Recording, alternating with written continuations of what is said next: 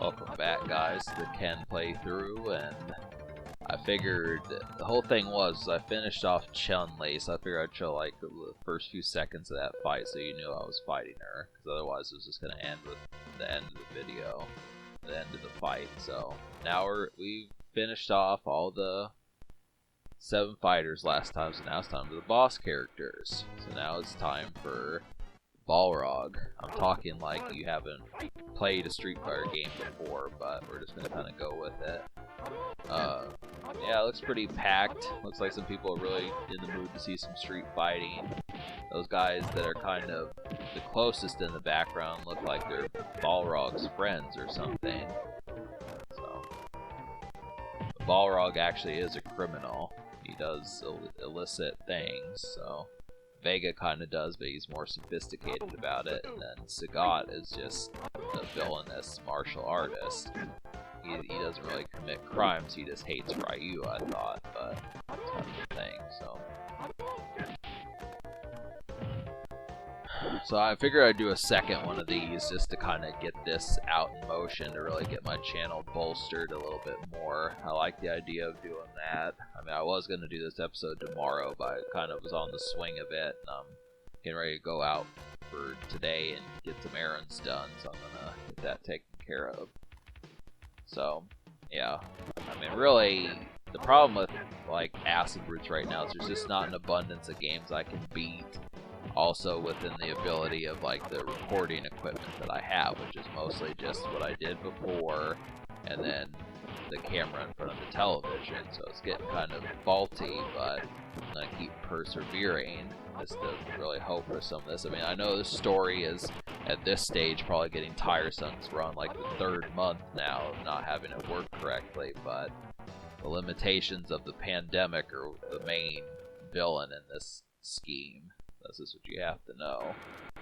So, but yeah, I just would, if you're watching this playlist from the beginning, from the Ryu playthrough, I just would say, hell, you know, get some Domino's, get some Arby's, get some Popeyes, just pig out. I mean, that's kind of the thing.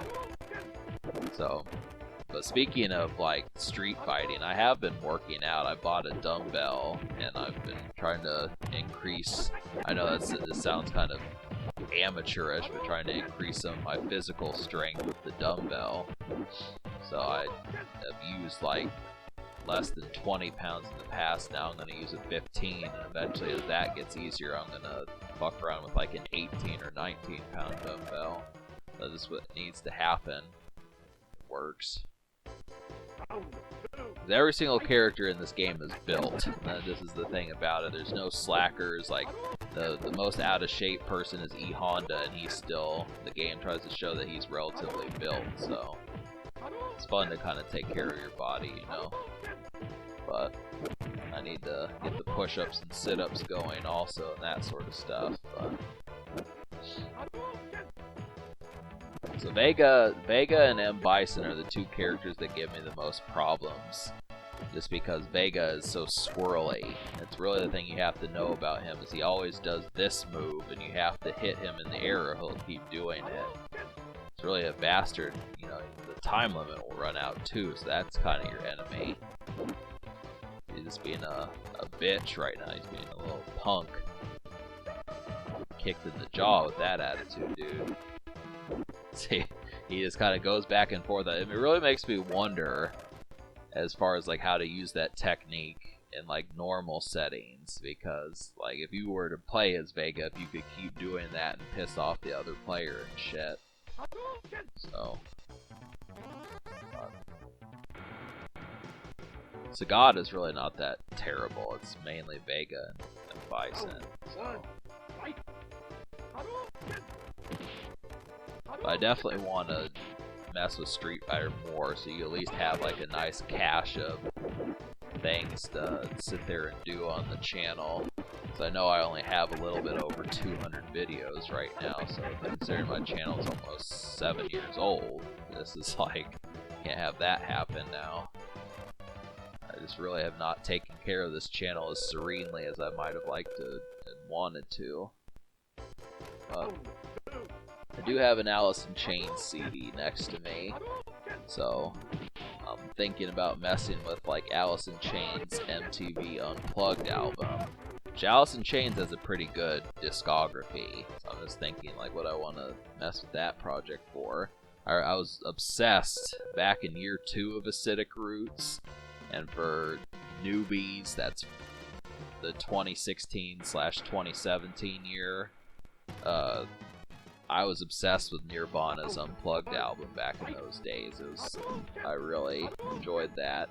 About a Girl and all those songs that they released. So, it's pretty badass.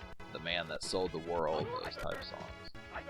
But I kind of like the Alice in Chains Unplugged, but I don't quite like it as much as the Nirvana one. But, so we're just gonna make short work of Sagat here. I mean, really, he's such an ass clown because he has similar moves to like Ryu and Ken, but he's lanky too. So this is he's really a bastard if you don't know what you're doing. I mean, by this stage, the character that you choose to fight him, you should be fairly used to that character by the time you get to him, because his Tiger and Tiger uppercuts are really a pain in the ass. So it's just I really like using the Shoryuken on him though. It's because I think he probably hates that move because it scarred him permanently. I mean, Ryu got him good. I mean, that's the thing. In the comics, blood like splurts out of his chest when that happens. This is a complete uppercut that just goes right up diagonally across his chest. I mean, that shows the danger of the dragon punch and shit. So, I don't know what he did to piss Ryu off. I don't know why Ryu did that, because normally, I mean, using that kind of move in any sort of fight, it would have been like hell, but anyone would have held a grudge against the person that scarred them with an uppercut like that. But it's kind of the thing.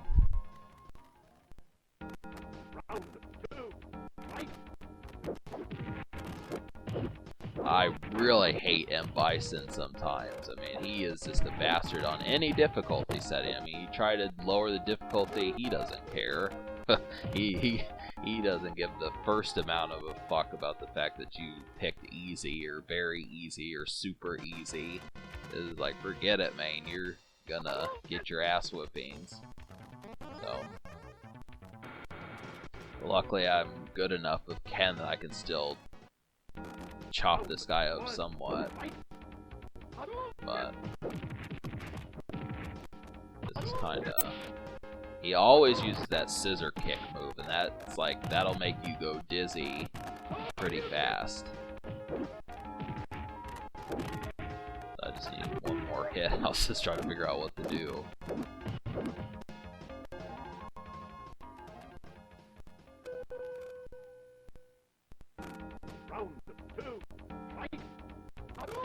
Yeah. But the characters in this game actually do commit kills and stuff. I mean, M. Bison actually did kill Charlie and Chun-Li's father. So it's a real setting. I agree with that. This game should be rated T. It's not quite, you know, the namby-pamby stuff. So that's what I like. I mean, it was a healthy game for when it came out. I mean, looking at all those abilities and crap, it was definitely one of the best games of the early 90s. This kind of thing. But yeah, so just go ahead and enjoy your food, enjoy all your shit that you're doing. It's a Friday night for those that are watching this on Friday. It's a Saturday night. This is a good night to fuck around and mess with some Street Fighter. You and your crew just ball out, Hadouken, you know, it's the whole damn thing. But I've got more shit for you, so just keep watching.